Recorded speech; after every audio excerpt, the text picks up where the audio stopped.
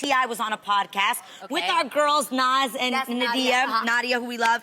And it's called Ladies Like Us. It's a podcast where he talked about the fact that he takes his daughter, Deja, who's 18 years old, to the gynecologist every year to make sure that her hymen is still intact. Now, that's a quote. If you don't know what a hymen is, it is.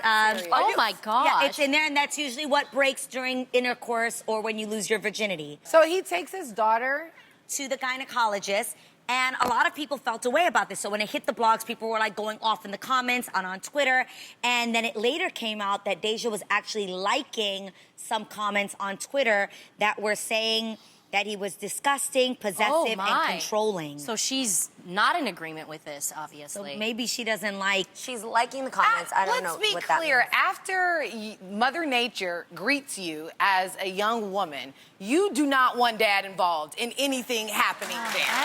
You just don't. That's interesting. Yeah. I don't know. So what do you guys... Wait. Why? Because she should kind of like stick with her dad or not? No. I'm just thinking how I would feel if Adam did this to Araya. I would as a mom, rather us have an honest conversation, and I would want my daughter to feel like she can trust me to tell me anything. You know what I mean? Instead of, here, Dad, I told you I'm a virgin. Like, I don't. But even in the most...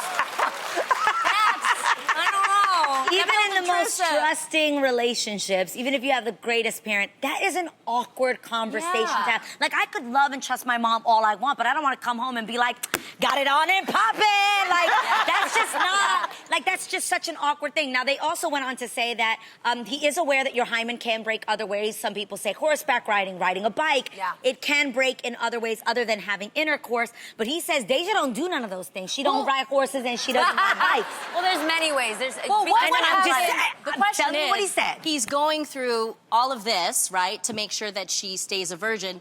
That makes me think, what would happen if he found out it was broken? That was my question. What is he gonna do? I feel like this parenting is more like retroactive versus proactive, because if you think about it, you want to instill the things necessary in her not to be tempted when it happens, right? Because what if she goes and it finds out, like, okay, boom, hymen was attached, detached, 6 months ago. Now what do you do?